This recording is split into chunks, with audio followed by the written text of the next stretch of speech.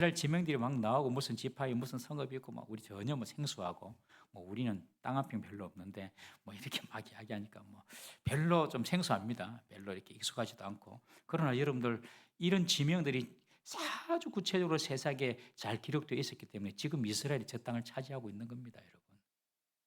이스라엘이 저 땅을 차지하고 있는 근거가 다 이 성경에 나온 근거예요. 봐라, 아브라함 때 우리가 그 땅 샀지 않냐? 봐라, 우리 조상들이 그 땅 차지했지 않냐? 뭐 이래가지고 지금 들어간 거거든요. 그 팔레스타인 지역에. 하나님 말씀은요, 우리가 다 이해 안 돼도 또 이해할 수 없어도 순종하고 나아가면 하나님 뜻이 있는 줄 믿으시기 바랍니다. 여호수아 12장부터 해서 이제 계속해서 이스라엘 백성들이 아, 가나안 땅을 대충 점령을 한 거예요. 완전히 점령하지 않고 가나안의 그 아주 중요한 요지들을 다 점령을 했습니다. 그리고 난 뒤에 이제 땅을 분배를 하면서 이제 제비뽑기를 합니다. 오늘 우리가 읽었던 본문 앞절에 보면 오늘 새벽에도 봤지만은 유다 지파가 먼저 제비뽑기를 해서 요단강 서쪽에서 가장 넓은 지역을 차지하죠. 그리고 두 번째로 오늘 본문에는 요셉 지파의 땅 분배가 이루어집니다. 땅 분배가 나이 순으로 되었다면 첫 번째 야곱의 아들이 르우벤이잖아요. 르우벤이 먼저 했을 것인데 그렇지 않아요. 두 번째가 시므이고 세 번째가 레위인데 얘들은 다 뒤로 가고 그냥 유다가 제일 네 번째 아들 유다가 땅을 먼저 제비 뽑아서 제일 큰 땅, 서쪽에서 제일 큰 땅을 차지합니다. 여러분, 하나님의 순서는 사람의 순서와 다릅니다. 하나님의 축복은요, 사람이 생각하는 순서와 다르다는 것을 알아야 돼요. 맏형이었던 이 르우벤, 그리고 두 번째 시므이, 세 번째 레위는요, 결정적인 죄를 지었습니다. 르우벤은 아버지 야곱의 후처인 빌하와 동침을 하죠. 빌하를 딱 동침해가지고 자기가 아버지 다음으로 집안에서 제일 센 사람이다 한번 보여주려고 한 거겠죠. 그리고 두 번째, 세 번째 시므이 레위는요, 아버지 야곱의 뜻을 어기고 세겜 족속 남자들을 다 죽이는 바람에 야곱 가족의 위기를 불러왔습니다. 그래서 이들은 장자의 권리를 잃어버립니다. 여러분, 성도가 받을 복을 받지 못하는 이유는 딴 데 있지 않습니다. 죄 때문에 받지 못합니다, 복을. 성도가 하나님께로부터 당연히 받을 수 있는 복을 받지 못하는 이유는 우리 속에 그 하나님의 복을 가로막고 있는 죄가 있는 거예요. 그 죄를 없애야 됩니다. 그러면 하나님 복이 임하는 것입니다. 우리가 복 달라고 안 해도 하나님은 그냥 복을 부어주시기를 원하시는 분이십니다. 믿습니까? 그래서 하나님은 복의 권위죠. 복의 권은. 그냥 복 자체입니다.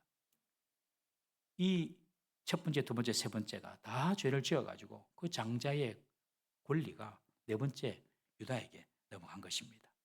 여러분, 죄가 있는 곳에는 심판이 있습니다. 죄는 끝까지 우리를 다 찾아냅니다. 그래서 날마다 우리는 주님께 회개해야 됩니다. 날마다. 매일마다 손발 씻는 회개는 해야 되는 것이죠. 구원에 이르는 회개는 한 번이면 되지만 날마다 우리가 스스로 짓는 죄에 대해서는 계속해서 회개해야 됩니다. 그때에 하나님과 우리 사이를 가로막고 있는 그 죄가 다 무너지면 하나님의 복이 우리에게 임할 줄 믿으시기를 바랍니다. 서열상 장자, 차자, 삼남이었던 르우벤, 시몬, 레위는 우선권에서 딱 제외되고 네 번째 아들 유다가 제일 먼저 우선권을 받았어요. 이것은 단지 제비뽑기의 우선권만 받은 것이 아니라 유다가 이제 형제 중에서 장자의 역할을 담당했다는 뜻입니다. 네 번째 유다가 장자의 역할을 담당했어요. 여러분, 많은 형제들 중에서도 동생이지만 장남 노릇, 장녀 노릇 하는 그런 자녀들 있지 않아요? 이런 사람은 그만큼 그 가족을 위해서 헌신과 희생을 많이 했다는 것입니다. 유다가 했던 헌신이 무엇입니까, 여러분? 야곱 가족이 가나안 땅에서 양식이 없어서 줄여갈 때에 용감히 가족을 대표하여서 내가 애굽에 내려가서 양식 가져오겠습니다 하고 총대를 맸던 사람이 바로 유다입니다. 출애굽의 여정 속에서도 40년 출애굽 그 광야 여정 속에서도 유다 지파는 해 뜨는 동편에 제일 앞장서서 제일 먼저 전진했습니다. 그리고 가나안 땅에서 가나안 족속을 물리치고 가나안 족속과 전투할 때에도 유다 지파가 가장 먼저 선두에 섰어요. 가장 위험 부담을 가지고 유다 지파가 가장 먼저 선 겁니다. 이것이 유다의 헌신입니다. 이 유다 지파에게서 우리가 온 인류의 죄를 지고 십자가에 돌아가실 바로 예수님이 나지 않았습니까? 그러니 유다 지파에게 이 장자의 축복이 임한 것입니다. 유다 지파는 요단강 서쪽에서 가장 넓은 땅을 차지하게 됩니다. 여러분, 하나님의 축복은 인간이 만든 서열과 다르다는 것을 알아야 합니다. 하나님 나라에서 하나님의 계산법은 세상의 순서가 자주 뒤바뀝니다. 먼저 된 자가 나중 되고 나중 된 자가 먼저 됩니다. 그게 하나님 나라입니다. 목사 장로라서 하나님 복을 더 많이 받고 교회 오래 다닌다고 복을 더 받는 것이 아닙니다, 여러분. 하나님은요, 정말 진정한 헌신과 수고의 정도가 얼마인가 정확하게 보십니다. 정말로 하나님은 정확하십니다. 그래서 나중된 자가 먼저 되기도 하고 먼저 된 자가 나중되기도 하는 것입니다. 내가 나중되고 있으면 왜 하나님 왜 그러노? 그럴 것이 아니라 내가 하나님 앞에서 뭔가 잘못된 것이 없는가 돌아보아야 하는 것입니다. 하나님을 향한 헌신과 수고를 여러분들 축복이 들어오는 문으로 삼으시기를 바랍니다. 수고와 헌신의 기회가 있으면 축복의 기회인 줄 믿으십시오. 요리조리 피해가지고 안 하려고 하지 말고 수고와 헌신의 기회가 있으면 아멘 하나님 하겠습니다 하고 여러분들 당장에 그 일을 감당하시기 바랍니다. 하나님은요, 행한 대로 갚아주십니다. 믿습니까? 하나님은 행한 대로 갚아주십니다. 이어서 오늘 본문의 두 번째 요셉 지파가 땅 분배를 받는데 요셉 지파는 두 아들이 있었습니다. 첫 번째 므낫세 아들, 두 번째 에브라임 아들. 이 므낫세, 에브라임 지파로 나눠지는데 요셉의 두 아들이 요셉의 반열에서 각각 한 지파로서의 지위를 부여받습니다. 이런 지파는 요셉이 유일합니다. 요셉이 애굽의 총리로 있으면서 이 아버지 야곱의 가족들을 다 먹여 살렸잖아요. 가나안 땅에 있는 그 아버지 아들, 자기 형제들이죠. 다 72명 오라 그래가지고 자기가 애굽 총리로 있으니까 저기 애굽 북쪽의 고센 땅을 주면서 그곳에서 목초가 아주 풍성한 곳인데 양도 치고 또 살 수 있도록 생활과 주거를 다 보장해 주었어요. 이 요셉 덕분에. 그래서 아버지 야곱이 요셉의 공로를 인정해가지고 요셉의 아들들을 자신의 양아들로 입양합니다. 손자를 아들로 입양하는 것이죠. 그러니 요셉의 두 아들들은 삼촌과 같은 서열이 되는 것입니다. 아버지 요셉 때문에 이 두 아들이 각각 한 개씩의 지파로 계산이 되어서 요셉 지파로 볼 때는 2배의 분깃을 받게 되는 것입니다. 이 아버지 요셉 때문에 이 두 아들 에브라임 그리고 므낫세가 각각 하나의 지파로 땅을 기업으로 받게 되는 것이죠. 좋은 아버지를 주는 것이 참 좋은 것 같습니다. 좋은 아버지 두면 아버지 찬스가 와요. 이상한 사람들 말고 정치인들 그러면 안 되고 하나님 영적으로도 볼 때에 훌륭한 조상을 모신 것도 축복입니다. 이런 미국 얼마나 참 대단한 나라입니까, 그렇죠? 사실 미국은 우리가 생각하는 것보다 더 강한 나라거든요. 신앙의 자유를 찾아서 신대륙으로 이주한 청교도에 의해서 세워진 나라가 미국 아닙니까? 신앙을 찾아서 한번 마음껏 그냥 하나님을 예배하고 싶다. 그래가지고 메이플라워를 타고 도착한 곳이 미국이었습니다. 참, 그래서 하나님께서 그 후손들을 복 주시는 것 같아요. 우리나라도 보면 범상치 않습니다, 여러분. 해방되고 난 이후에 제1대 재헌국회 때에 이승만 대통령이 임시사회를 맡았는데 다 이런 말을 합니다. 우리가 이렇게 일제 36년간 치하에 있다가 이렇게 해방된 것은 우리의 힘이 아닌 것을 잘 알지 않습니까? 하나님의 힘입니다. 그러면서 종교나 사상을 떠나가지고 우리가 하나님께 감사 기도를 드리지 않을 수 없습니다. 그러면서 감리교 목사님이셨는데 이윤영 국회의원을 불러가지고 기도하고 시작합시다. 그래서 첫 번째 국회가 기도로 시작됐습니다. 그 기도 덕분에 우리 대한민국 국회에 기도실이 있습니다. 기도실이. 놀랍지 않습니까, 여러분? 평소에 여러분들 잘 안 보시니까 재헌 국회 때, 첫 국회 때 했던 이윤영 의원의 그 기도문 한번 우리 준비해 봤거든요. 한번 띄워주시겠습니까? 같이 한번 읽어볼까요? 자, 어떤 내용인지 한번 읽어보겠습니다. 같이 읽습니다. 시작. 이 우주와 만물을 창조하시고 인간의 역사를 섭리하시는 하나님이시여, 이 민족을 돌아보시고 이 땅에 축복하셔서 감사에 넘치는 오늘 있게 하심을 주님께 저희들은 성심으로 감사하나이다.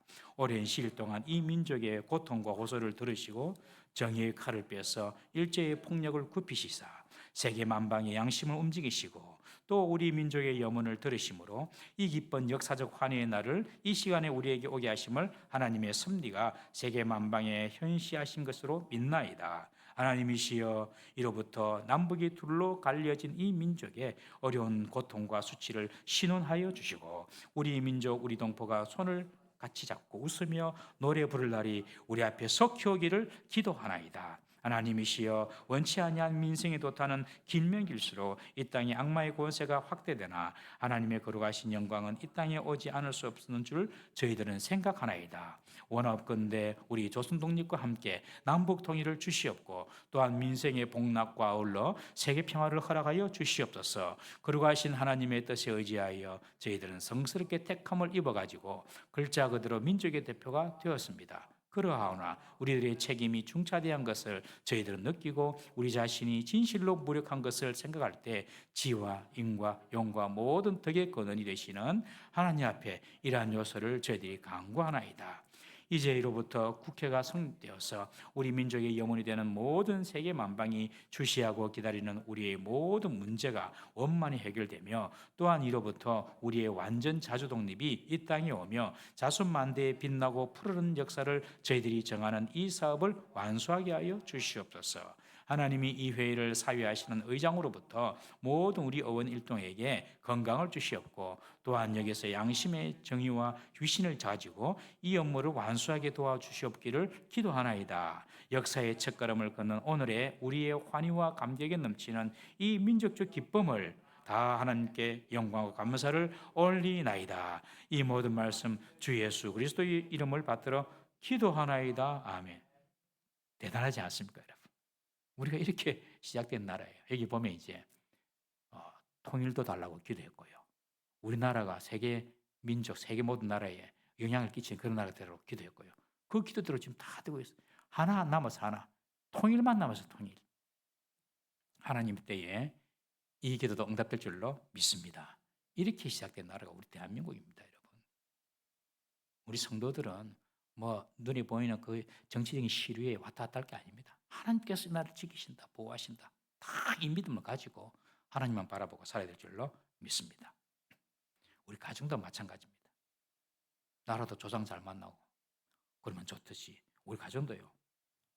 부모가 먼저 좋아야 됩니다. 부모 좋다고 또 자식이 다 좋다 이건 아니지만 부모의 신앙이 중요하고요. 부모의 헌신이 너무 중요합니다. 여러분 이번 트럼프 대통령 취임식 보셨나요? 제가 봤거든요.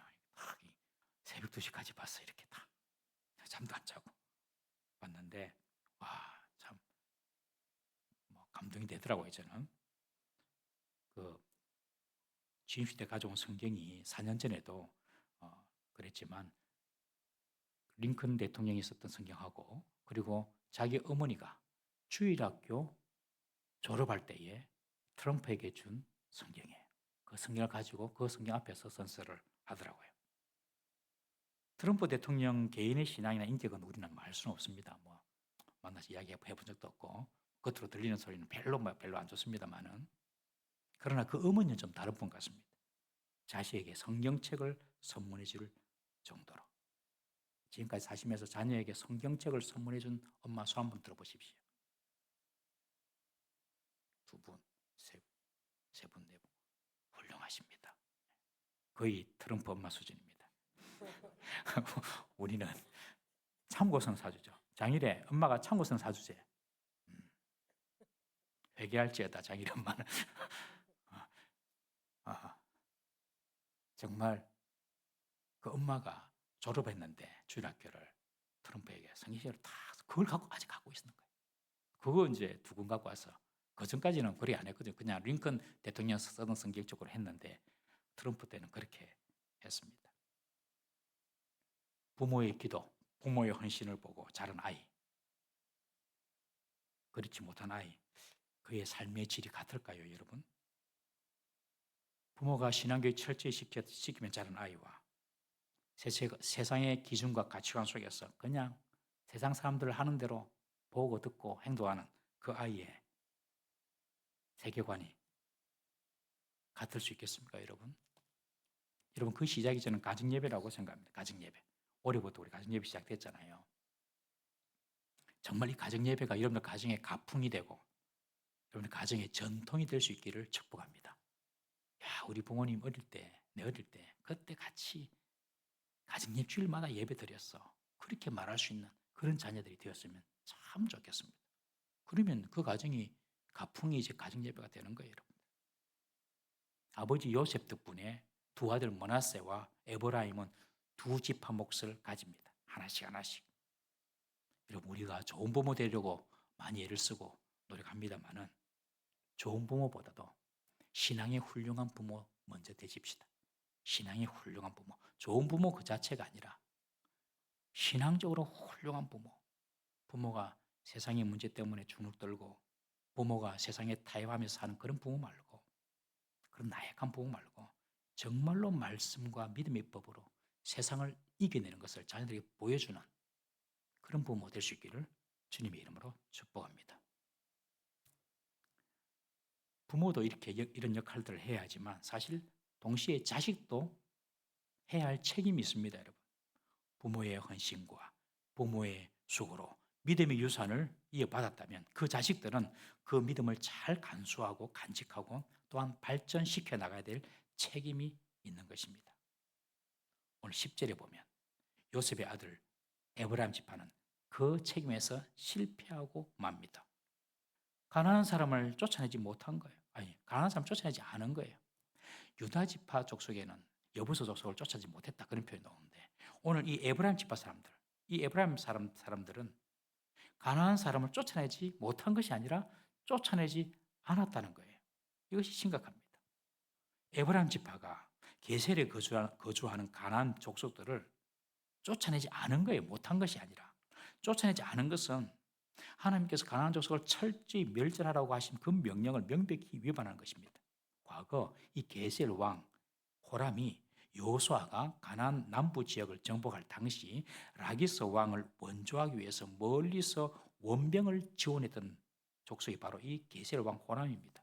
이처럼 이스라엘에게 적대적인 행위를 했는데 에브라임 지파가 정복하지 않고 그들을 그냥 내버려 두었던 것입니다. 힘이 있었지만 그냥 그 게셀에 거주하고 있는 가나안 족속을 그냥 눈 감아 주었어요. 왜냐하면 그들을 종으로 삼고 그들의 노동력을 이용해서 그들을 부려먹기 위해서 그냥 살려둔 겁니다. 종처럼 부리면 얼마나 좋노? 그냥 살려두자. 그런 것이죠.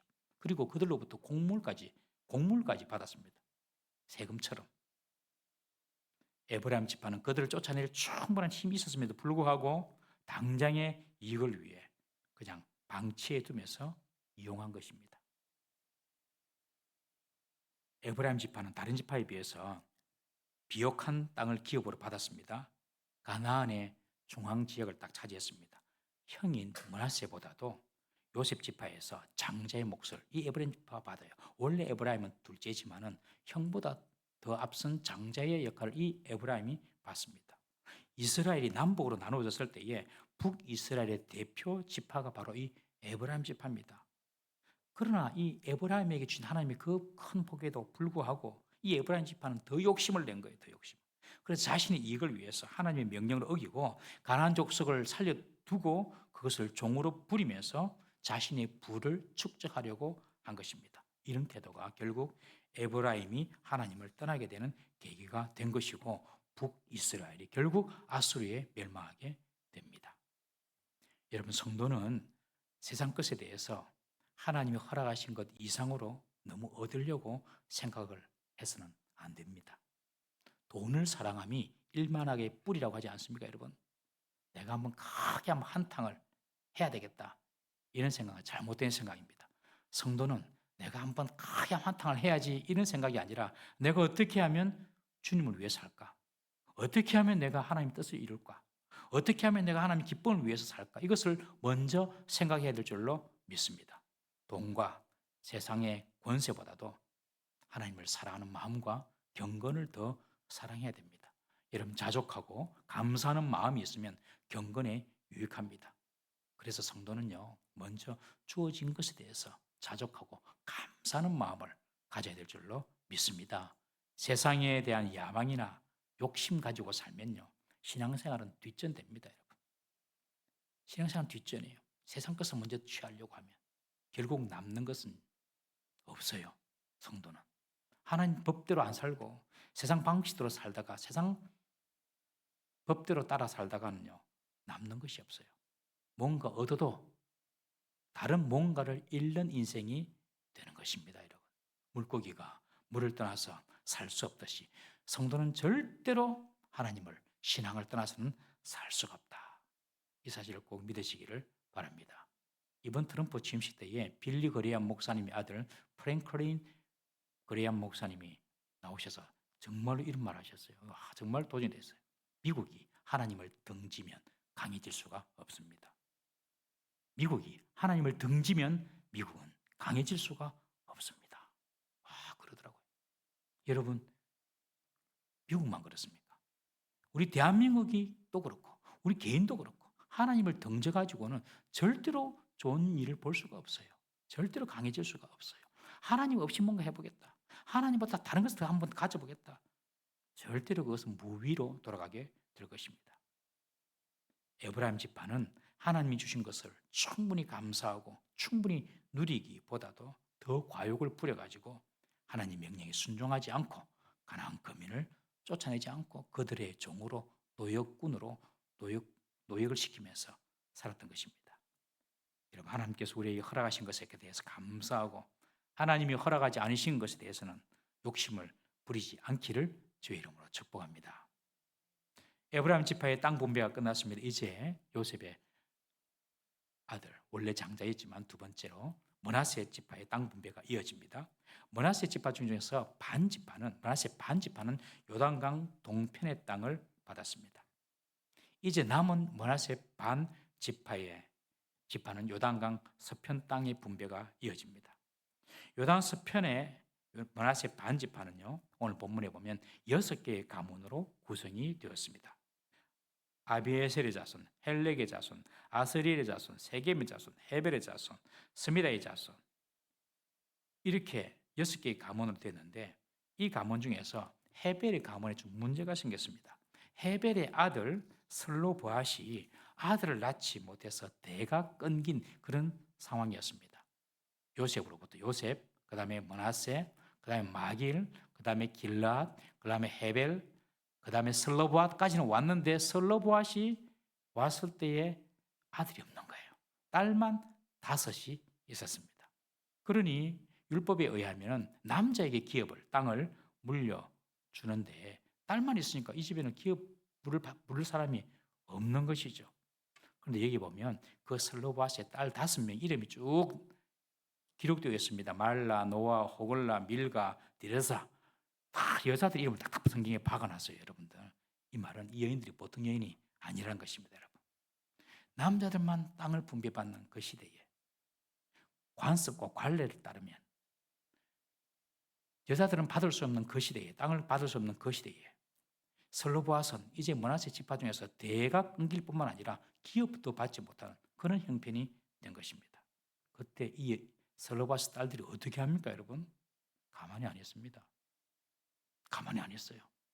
제사장 엘라셀과 여호수아를 찾아갑니다. 찾아가서 우리들도 남자들과 똑같이 기업을 분배해 달라 그렇게 요청을 합니다. 대단한 도전이죠. 여자들이요, 도전하십시오. 대단한 도전입니다. 그러면서 근거를 가지고 사실은 이 이야기는 모세 시대 때 해결을 받던 문제거든요. 모세 시대 때. 우리 민수기 27장 6절 7절 한번 읽어보겠습니다. 읽어봅니다. 시작. 여호와께서 모세에게 말씀하여 이르시되 슬로보앗의 딸들의 말이 옳으니 너는 반드시 그들의 아버지의 형제 중에서 그들에게 기업을 주어 받게 하되 그들의 아버지의 기업을 그들에게 돌릴지니라. 모세 시대 때 이 보증을 받았어요. 그런데 땅을 직접 분배하는 이 시대에 여호수아가 분배하니까 여호수아는 까먹고 있었나 봐요. 그러니까 딱 찾아가지고 여호수아한테 우리가 모세 시대 때 이야기해가지고 약속받은 땅 기업 우리에게 주십시오. 모세 시대에 찾아간 것도 대단하잖아요, 여러분. 이스라엘 딸들이 관습이라고 뭐 내려온 전통이라고 가만히 꼬다는 보리처럼 있었던 것이 아니라 찾아가서 자기의 권리를 요구한 것입니다. 아니, 땅을 줘서 남자들에게 그 땅을 준 것은 기업이 되도록 이어지고자 하는 그런 뜻인데 우리 남자들이 없다. 그럼 우리 기업은 우리 아버지는 그냥 우리 끝나는 거 아니냐? 그러니 우리에게도 땅을 달라. 그렇게 요구했는데 하나님께서 허락을 해 주신 거예요. 모세도 그때 허락을 했고. 그래서 그 약속을 가지고 지금 여호수아에 온 겁니다. 여러분 우리나라만 해도 1970년대까지 여자는 남자의 상속세의 2분의 1만 받았습니다. 남자 형제가 100을 받으면 여자는 50밖에 못 받아요. 70년대까지 그렇습니다. 80년대 와서도 출가한 여자는 호적이 없다는 이유로 남자 받는 상속분의 4분의 1을 받았습니다.